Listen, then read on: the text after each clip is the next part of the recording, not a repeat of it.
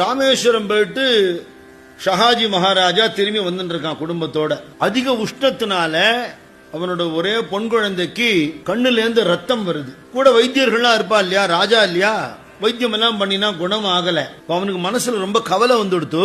யாரோ சொன்னா சமயபுரம் மாரியம்மனுக்கு வேண்டிண்டா கண்ணு சரியாயிடும்னா, இருக்கிற இடத்துல இருந்தே சமயபுரம் மாரியம்மன் வேண்டிண்டான். அவன் கேம்ப்ல இருக்கிற இடத்துல கனவுல அம்பாள் வரா. நான் இங்கேயே பக்கத்துல இருக்கேன், நீ எதுக்கு சமயபுரத்துக்கு வர அப்படிங்கிறான். காடா இருக்கு, காட்டு பாதை, இங்க ஒன்னும் அம்பாள் கோவில் இருக்கான்னு தெரியல, ஆட்கள் அனுப்பிச்சா பாத்துன்னு வாங்கடான்னா.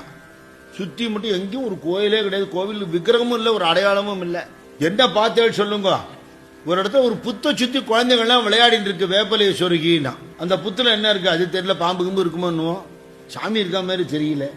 இப்ப பிரம்மேந்திரால அங்க சஞ்சாரம் பண்ணிட்டு இருந்திருக்கார். அந்த விஷயம் தெரிஞ்ச உடனே ராஜா அவரை நமஸ்காரம் பண்ணி பிரார்த்தனை பண்ணி கொள்ள, அந்த புத்திலேயே அம்பாளோட சாநித்தியம் இருக்குன்னு பிரம்மேந்திரால் அவனுக்கு மணல்ல எழுதி காட்டி, நான் எப்படி வழிபடுறதுன்னு கேட்க, சாம்பிராணி, புனுகு, ஜவ்வாது, பச்சை கற்பூரம் எல்லாம் கொண்டு வர சொல்லி அந்த புன்னை வனம் காட்டுக்குள்ள புத்து மண்ணை பிசைஞ்சு அவர் உண்டாக்கி கொடுத்ததான் புன்னை நல்லூர் மாரியம்மன், தஞ்சாவூர் மாரியம்மன். ஒரு யந்திரமும் பிரதிஷ்டை பண்ணினார். புத்து மண்ணுங்கனால அம்பாளுக்கு அபிஷேகம் கிடையாது, வஸ்திரம் சாத்துவா. என்ன பிரார்த்தனை பண்ணினாலும் இன்னைக்கு நடக்கிறது வரப்பிரசாதியான அம்பாள். காரணம் என்ன?